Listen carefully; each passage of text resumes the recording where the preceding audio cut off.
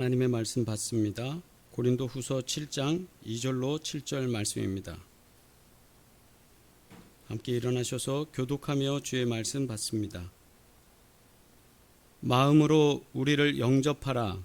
우리는 아무에게도 불의를 행하지 않고 아무에게도 해롭게 하지 않고 아무에게서도 속여 빼앗은 일이 없노라.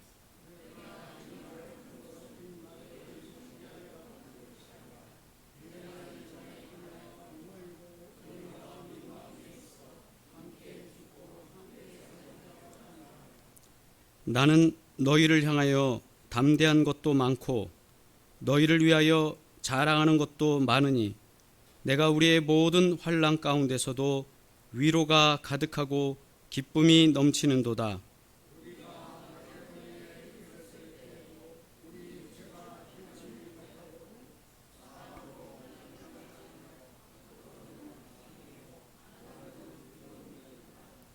그러나 낙심한 자들을 위로하시는 하나님이 디도가 오므로 우리를 위로하셨으니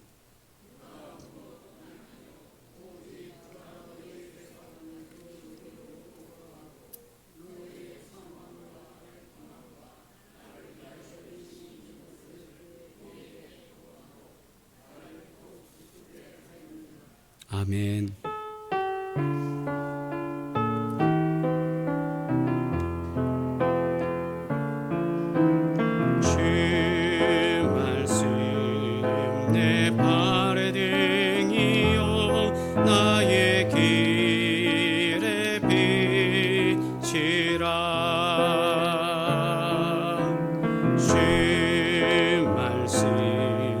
내 발의 등이요 나의 길에 비치라.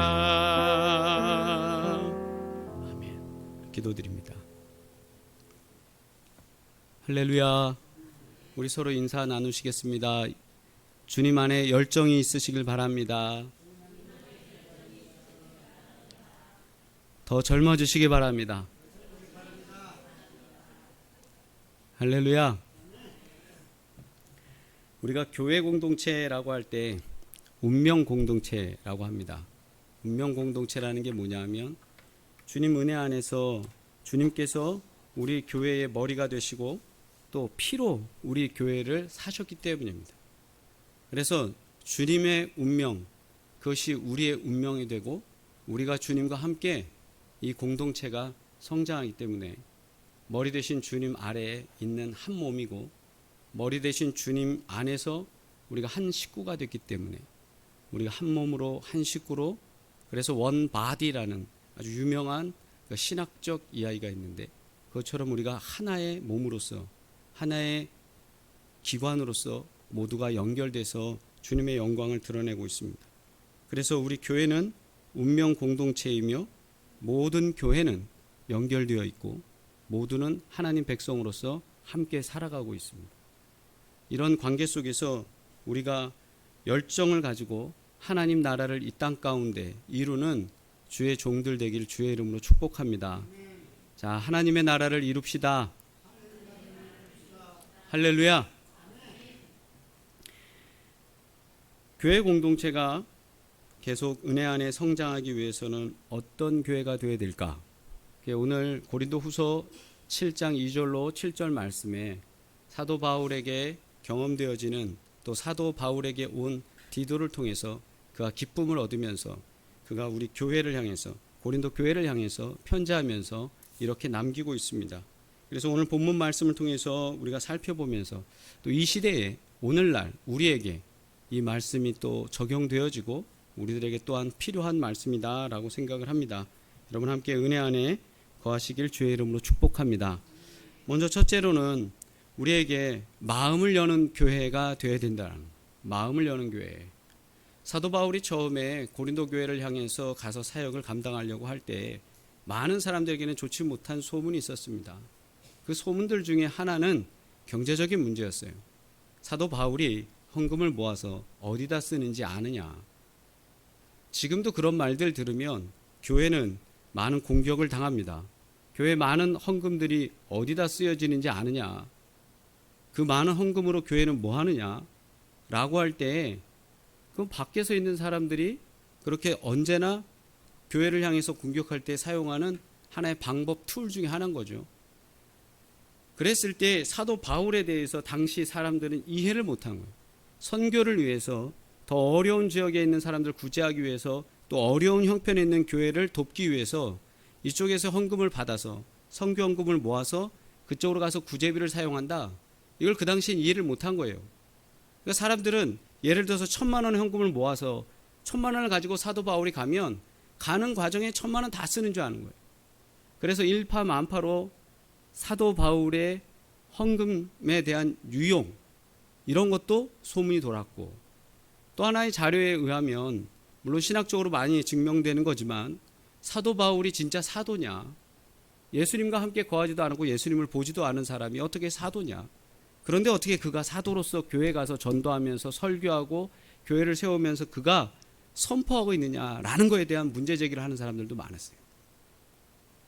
그런 여러 가지가 그를 힘들게 하고 어렵게 할 때 사도 바울은 고린도 교회를 향해서 편지하면서 이 고백을 하는 거예요. 2절의 말씀입니다. 마음으로 우리를 영접하라. 우리는 아무에게도 불의를 행하지 않고 아무에게도 해롭게 하지 않고 아무에게서 속여 빼앗은 일이 없노라. 속여서 거짓말로 헌금을 모아서 유용한 적이 없다. 아무에게도 내가 의롭지 못한 하나님 말씀에 해가 되는 일을 가지고 내가 전한 일이 없다. 아무에게도 해롭게 하거나 어떤 사람에게 내가 이 복음이라는 걸 가지고 그 사람을 어렵게 만든 일이 없다. 사도 바울은 분명하게 자기 고백과 자기 간증과 자기 선포를 하는 거예요. 자기를 보여주는 거예요. 나는 해롭게 한 적이 없다. 나는 교회를 어렵게 한 적이 없다. 나는 교회를 속인 적이 없다. 그러면서 사도 바울이 말할 때 2절 처음 시작을 잘 보십시오. 마음으로 우리를 영접하라. 마음으로 영접하라. 마음으로 영접하라라고 할 때 영접하라라는 건 코레오라는 헬라어를 씁니다. 코레오라는 건 장소를 비우다라는 뜻이 있어요. 장소를 비운다는 게 뭐냐면 주차 공간 가면 누군가 오실 때 이렇게 비워두도록 뭐 꽃갈콘 같은 걸 이렇게 세워두거나 이렇게 하잖아요. 또 누구 오시면 이렇게 앉을 수 있도록 자리에 뭐 방석을 놓거나 표시를 하고, 또는 식당에 가면 예약석이라고 이를 만드는 것처럼 그렇게 자리를 비우는 걸 말해요. 근데 이 코레오라는 말은 자리를 비운다라는 것도 있지만 여기에 또 다른 의미는 뭐냐면 그것을 좀 더 넓힌다라는 말이 있어요. 동일한 거죠. 있는 것에서 비우는 것도 되지만 이미 차 있는 것을 좀 더 넓히면 넓힌 공간만큼 비워진 자리가 있죠. 그 자리를 받아들이는 거예요. 받아들이는.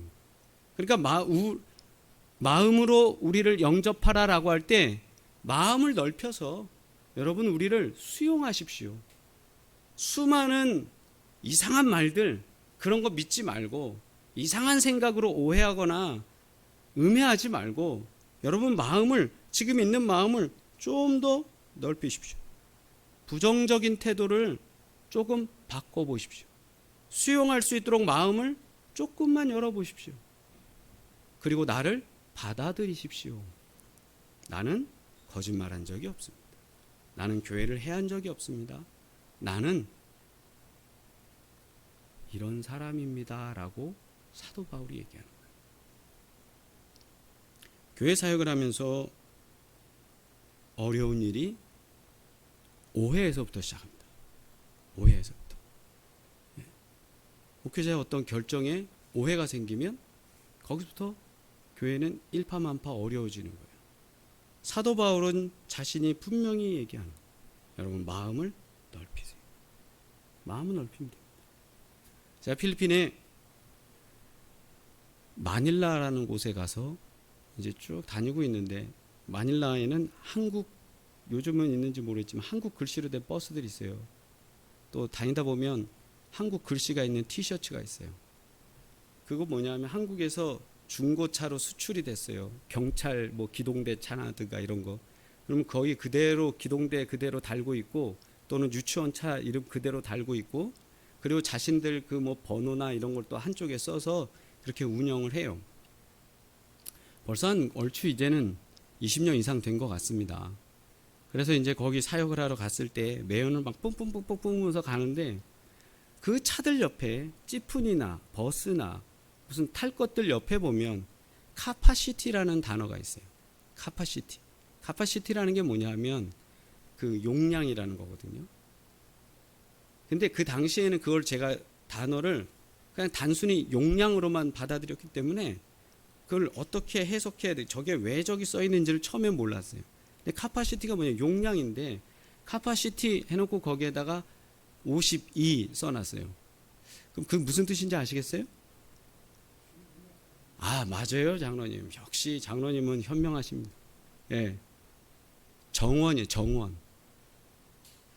그러니까 카파시티라는 게 그 우리는 그냥 사전적 의미로는 용량으로만 받아들이니까 그런데 정원. 그러면 카파시티 해놓고 트럭 같은 경우에는 52T 써놓으면 뭘까요?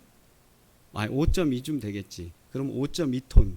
적재 중량. 예, 무슨 말인지 아시겠죠? 그 차마다 카파시티가 어떻게 되냐에 따라서 승객을 태울 수 있는 숫자가 달라지는 거예요. 이게 힘이 어떻게 되는지, 스페이스, 공간이 어떻게 되는지에 따라 달라져요. 이 작은 컵의 카파시티가 어떻게 될까요? 요거는 한 250ml쯤 됩니다. 제가 더 마시고 싶으면 어떻게 될까요? 1리터짜리 페트병이 필요하겠죠. 카파시티란 그런 건데 우리 믿음의 용량, 이 카파라고도 하죠. 보통 시티를 잘 안 붙이고 카파까지만 하면 그냥 이게 일본어인지 영어인지도 모르겠어요. 그냥 그렇게 뚝 잘라서들 대부분 그렇게 간단하게 쓰니까 카파라고 하면 대충 아는데 우리의 이 카파를 좀 넓히자 이거. 답답함이 아니라 좀 더 수용하고 좀 더 넓히십시오. 그러면 여러분에게 이 복음이 들어갑니다. 사도 바울이 고린도 교회를 향해서 편지하면서 요청하는 거예요. 마음으로 우리를 영접하십시오. 지금 있는 그 마음으로만 아니라 조금 더 열어주시고 그리고 받아들이십시오. 선교사이며 목회자인 사도 바울은 고린도 교회를 향해서 자신을 음해하고 오해하는 여러 말들, 자신을 평가하는 것, 그걸로 나를 평가하지 말고 여러분의 믿음의 용량, 즉 그 용량을 조금 더 넓혀서 받아들이십시오. 그렇게 받아들일 때 단순히 우리의 면적이 넓어지는 게 아니라 믿음의 영향력이 더 커질 줄 믿습니다. 사도 바울이 편지하는 거예요. 두 번째는 사도 바울은 3절과 4절에 이렇게 고백합니다. 함께 죽고 함께 사는 교회입니다. 교회 공동체는 어떤 공동체냐? 함께 죽고 함께 사는 교회다. 3절 4절 내가 이 말을 하는 것은 너희를 정죄하려고 하는 것이 아니라 앞에 이 말이라는 것은 그 뒤에 나온 나를 오해하고 나를 음해하고 나에 대해서 이상한 말을 하는 것, 그것에 대해서 나는 정죄하려고 하는 것이 아닙니다. 내가 이전에 말하였거니와 이미 6장에 말한 것처럼 너희가 우리 마음에 있어 여러분들을 내 마음에 품어 있기 때문에 우리는 함께 죽고 함께 살고자 함이라. 함께 죽고 함께 사는 공동체입니다. 나는 너희를 향하여 담대한 것도 많고 너희를 위하여 자랑한 것도 많고 내가 우리의 환난, 모든 환난 가운데서도 위로가 가득하고 기쁨이 넘치는도다. 사도 바울의 고백은 내가 너희들 혼내려고 이런 말 하는 게 아니야. 너희들이 잘못했다고 따지려고 하는 것도 아니야. 그러나 내가 지금 이 말을 하는 건 우리가 함께 살고 함께 죽고 함께 살고자 합니다. 예수 안에서 함께 죽고 예수로 인하여 함께 살고 그뿐만 아니라 우리가 동고동락하는 한 가족이 되고 식구가 되는 거예요. 식구는 뭐라고 그래요? 먹을 식, 입, 구. 먹는 걸 같이 하는 입이 같은 사람들, 먹는 음식을 같이 나눌 수 있는 사람들. 이런 사람들이 어떤 사람이에요? 진짜 찐 패밀리가 되는 거죠. 어떤 사람하고 먹을 음식을 나눕니까? 보기 싫은 사람하고 식사하세요? 약속 잡으세요? 아니라는 거예요. 식구는 내가 사랑하고 내가 받아들이고 내가 하나가 된 사람들과 함께할 때 식구라고 그러는 거예요. 어디 가서 우리 사랑의 교회 우리 식구들입니다 라고 하는 거하고 우리 교회 성도님이라고 하는 거하고 거리감이 조금씩 달라요. 저는 그렇게 생각을 해요. 저는 그렇게 생각해요. 주석적으로 로버스튼이라는 사람은 너희는 우리 마음에 있어서 죽음과 삶을 함께하는 자들이다 라고 번역을 했어요. 그 말은 뭐냐? 교회 공동체는 그냥 나 하나 살고 죽는 문제가 아니라 우리가 같이 살고 우리가 같이 죽는, 어떻게 보면 믿음의 의리가 있는 공동체라는 거예요. 사도 바울은 고린도 교회를 향해서 그걸 이야기한 겁니다. 우리는 죽으면 함께 죽고 살면 함께 삽니다. 이게 보통의 고백이 아니에요. 우리가 지금 이 성경을 문자적으로 읽을 때는 그저 그런가 하지만 그 당시에는 같이 죽고 같이 사는 거예요. 바울을 고린도 교회의 여러 문제들에 대해서 그것을 받아들이면서 이젠 성도들을 사랑하고 배려하고 우리가 함께 가는 공동체로서, 그래서 너희는 어디냐 3절에 우리 마음에 있다라는 거예요. 마음에 있다라는 거예요.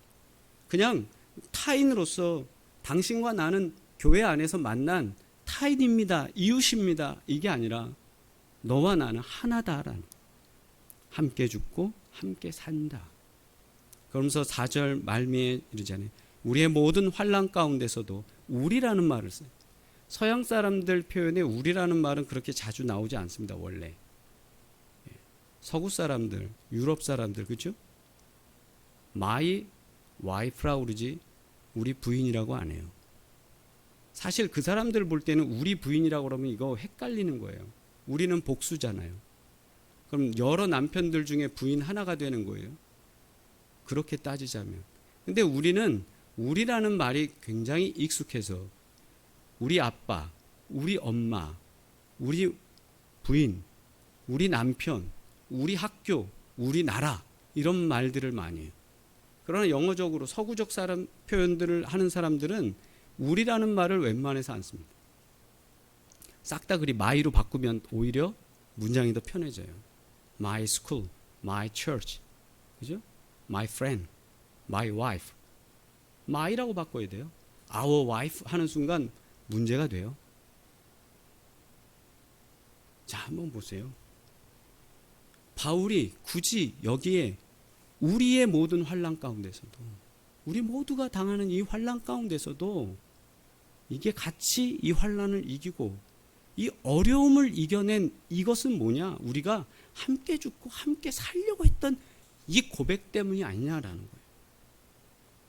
얼마 전에 TV 방송에 여러분도 잘 아실 거예요. 유퀴즈, 유재석 씨가 이렇게 퀴즈 하나씩 내면서 또 토크하면서 듣는 게 있어요. 거기 서울대학교 병원에 약국, 거기에 일하는 약사님들이 나와서 두 분이 나와서 이렇게 토크하는 장면이 있어요. 그 중에 저한테 가슴에 탁 와닿는 부분이 있어서 여러분들과 함께 나누고자 합니다. 자, 한번 할까요? 좀 민감한 이야기일 수도 있는데요. 저희는 AI나 이런 기계들이 개발되면은 대체될 수 있는 거 아니냐는 질문을 많이 받거든요. 근데 사실 이미 조제해주는 기계는 다 일선 약국이나 병원에 다 들어와 있고요. 전문가의 전문성은 책임에서 나온다는 말이 있습니다. 그래서 약에 대해서 책임을 지고 관리하고 환자분들을 만나서 상담하는 일은 AI가 할 수 없으니까요. 그래서 저희는 그런 면에 있어서 계속해서 일이 변화를 하는 식으로 가지 않을까 생각하고 있습니다. 큰 병원들 가면 약국에서도 그 기계가 약을 이제 제조를 해서 봉투에 넣어서 그게 뚝뚝뚝뚝 떨어져서 막 한 달치, 두 달치씩 이렇게 봉지에서 해서 나눠주잖아요. 그렇게 되는 기계들이 지금 있어서 약사들이 이제 조금 있으면 그 약사들 필요 없지 않겠냐. 그런 질문이 이제 나온다는 거죠. 그랬을 때 이 선생님이 그런 얘기를 하는 거예요. 기계가 그걸 충분히 할 수 있다. 그죠? 더 정확하게 할 수 있어요. 실수하지 않고. 정확하게 그 사람에게 필요한 약 그 다음에 언제 먹어야 될지 그걸 투약하는 방법이고 모든 걸 다 로봇가 기계가 정확하게 할 수 있어요. 그런데 여기 핵심적인 이야기를 하는 거예요. 아무리 전문가에게 그런 전문가보다 더 잘할 수 있지만 전문가의 전문성은 어디서 오냐? 책임감에서 오네. 책임지는 사람. 책임을 누가 질 거냐라는. 교회 공동체에도 마찬가지입니다. 제가 얼마 전에 어느 교회 이렇게 했는데 그 교회는 사모님이 다 이렇게 하신다는 거예요. 그래서 사모님이 어느 정도 이렇게 신학 훈련도 받으시고 목회 경력이 있으신가? 그리고 이제 알아봤더니 전혀 신학하고 상관없는 거예요. 그래서 제가 이렇게 차를 마시면서 저한테 질문했어요. 아니 뭐야 그러면?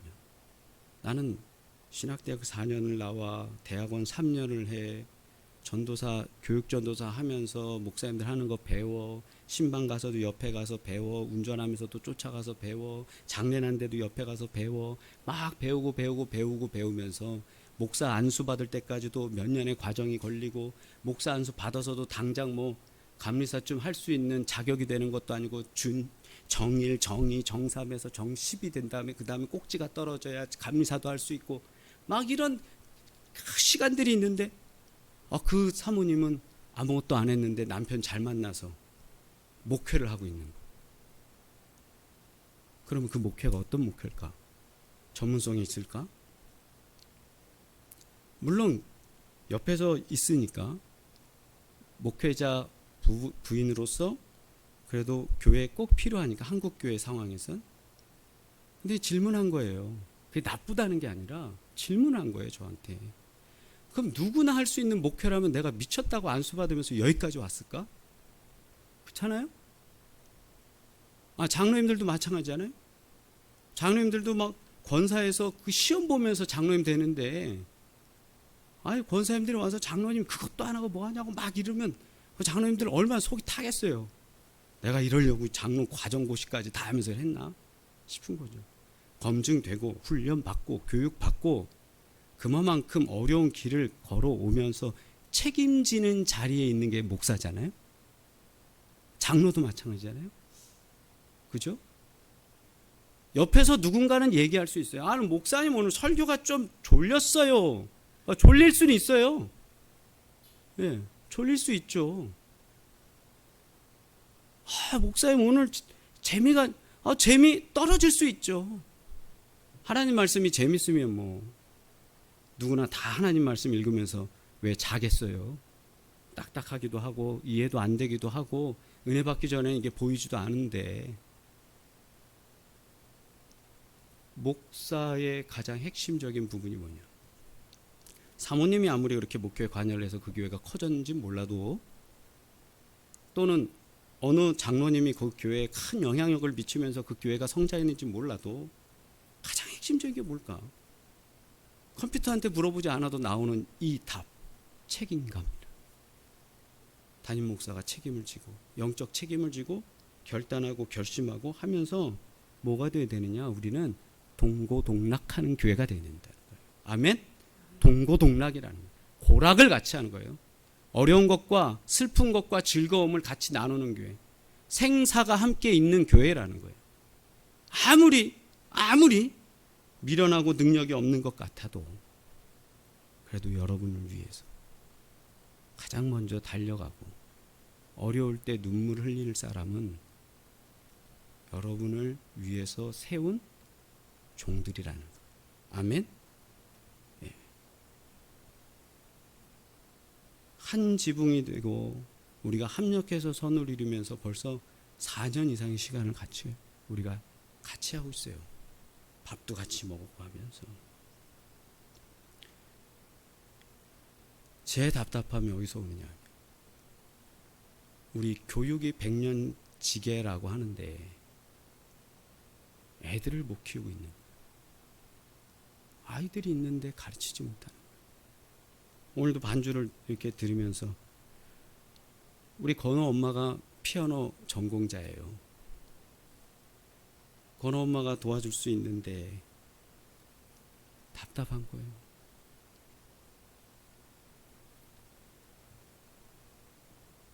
우리 교회의 식탁 공동체가 다시 식구로서 회복되고 아이들의 제잘거리는 찬양 소리가 들리고 소위 말해서 할아버지 수염자락을 잡는 어린 아이가 있다 할지라도 그 녀석이 귀여워서 허허대면서 용돈 줄 수 있는 그런 교회.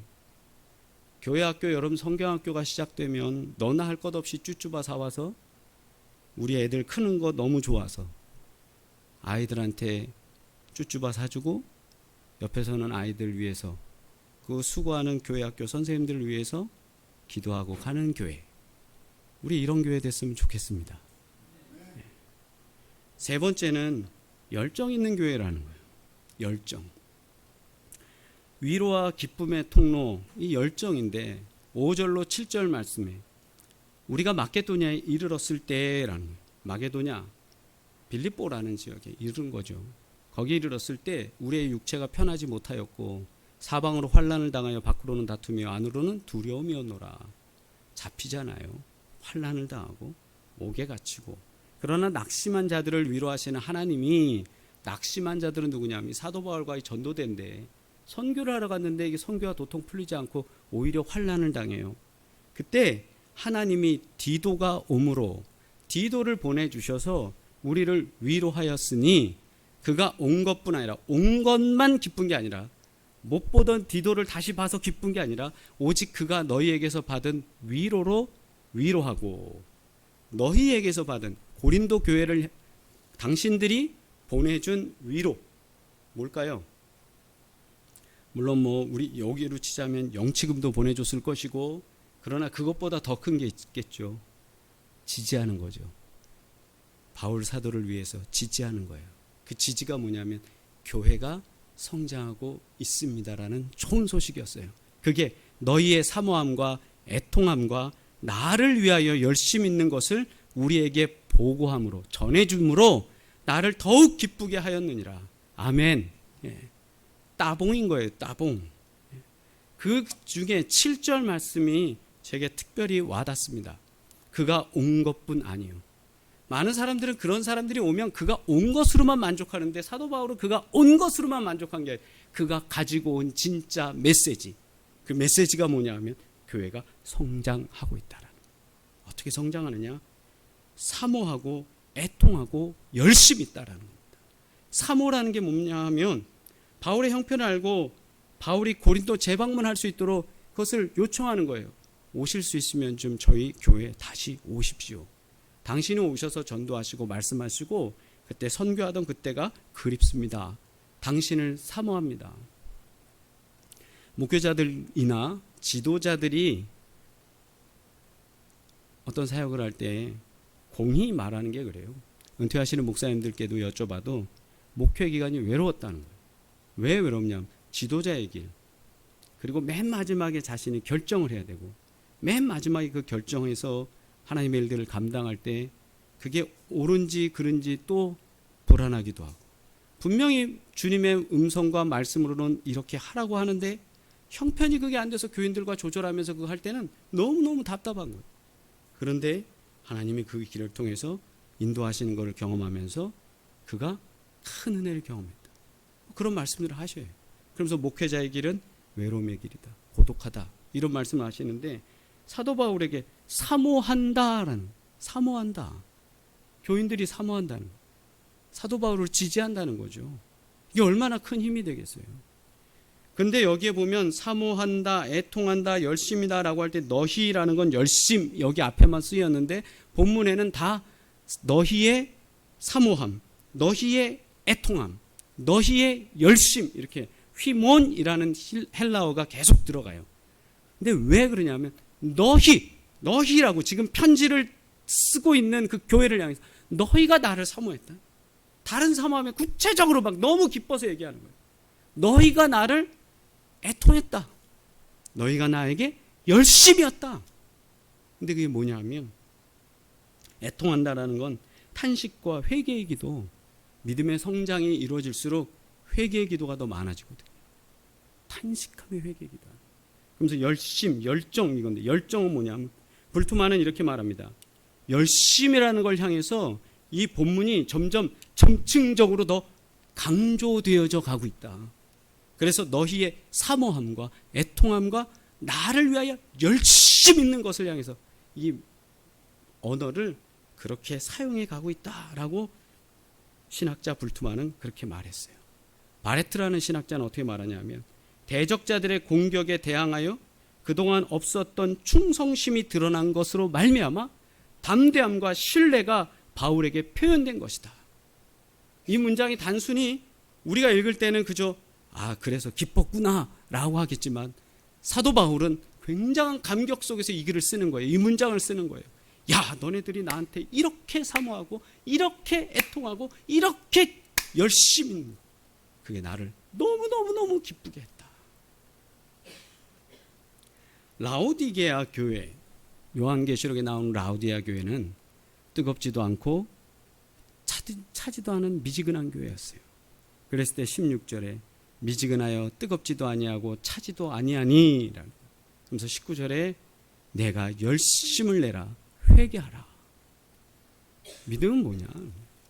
뜨겁지도 차지도 않고 미직지근하고 이런 모습에 대해서는 주님이 원하지 않으세요. 오늘 본문 말씀에도 분명히 나오는 건 열심, 열정이라는 겁니다. 제가 어젯밤에 미지근한 교회는 뭔가요? 라고 하나 질문을 던져봤어요. 컴퓨터한테. 그랬더니 컴퓨터가 이런 답을 해줘요. 미지근한 교회는 일반적으로 초대교회에서 사용하는 용어로 회원들이 신앙생활에서 냉담하거나 무관심한 태도를 가지고 있는 교회를 가르칩니다. 이거 컴퓨터가 얘기해 준 거예요. AI가. 그러면서 계속되는 거는 미지근한 교회는 예배 참석률이 낮아지거나 구성원들의 기도, 예배, 사역 등에 대한 열정이 떨어질 수 있습니다. 미지근한 교회는 열정이 떨어진다는 거예요. 미지근한 교회를 예방하거나 극복하기 위해서는 교회 리더들과 구성원들이 함께 노력하여 신앙생활의 중요성을 강조하고 교회에서의 예배, 기도, 사역 등에 대한 참여를 촉진하는 프로그램과 활동을 개발하고 추진하는 것이 중요합니다. 이거 제가 AI가 얘기했다고 안 하고 제가 설교하면 여러분 아멘 했을 거예요. 저도 이거 들으면서 보면 야, 대단하다. AI 시대에 설교문도 컴퓨터가 다 만들어낼 수 있어요. 제가 끄적끄적거리지도 않고 자료를 찾지도 않고. 뭐가 차이예요? 여기에 열정이 있느냐, 이 마음, 심장이죠. 설교자의 심장이죠. 영성이죠. 이게 있는 것과 없는 것, 그냥 컴퓨터 AI가 여러 자료들, 인터넷에서 떠돌아다니는 여러 자료들을 여기저기서 가지고 와서 지가 이렇게 만들어내는, 조합해내는 그런 걸로는 채워질 수 없는 영적 책임이 목사에게 있죠. 오늘 말씀을 정리합니다. 우리는 함께 죽고 함께 사는 교회 공동체입니다. 우리는 그런 사랑의 교회입니다. 우리는 사도 바울이 고린도 교회를 향해서 이렇게 편지하면서 자신의 모든 것을 보여주고 기쁨을 이야기한 것처럼 우리 교회 안에도 애통함이 있고 사모함이 있고 열정이 넘치기를 주의 이름으로 축복합니다. 오늘 나오는 이 열정이라는 말은 패션이라는 단어로 영어로 번역을 하지만 이 열정은 어떤 의미를 갖고 있냐면 물이 팔팔팔 끓어오르는 그런 의미를 포함하고 있습니다. 열정은 그냥 열정, 그렇게 하나로 보여주는 상태의 단어라기보다는 뭔가 역동적으로 움직이면서 끓어오르는 것을 표현하고 있습니다. 우리는 오늘 2023년을 살아가면서 우리 교회, 우리의 신앙은 끓어오르는, 변화되는, 더 놀라운 하나님의 은혜로 이끌어져 올라가는 그런 펄펄 끓어오는 열정이 우리 안에 있길 주의 이름으로 축복합니다. 도전해야 합니다. 그리고 거기에 주님의 은혜가 역사할 줄 믿습니다. 기도합니다.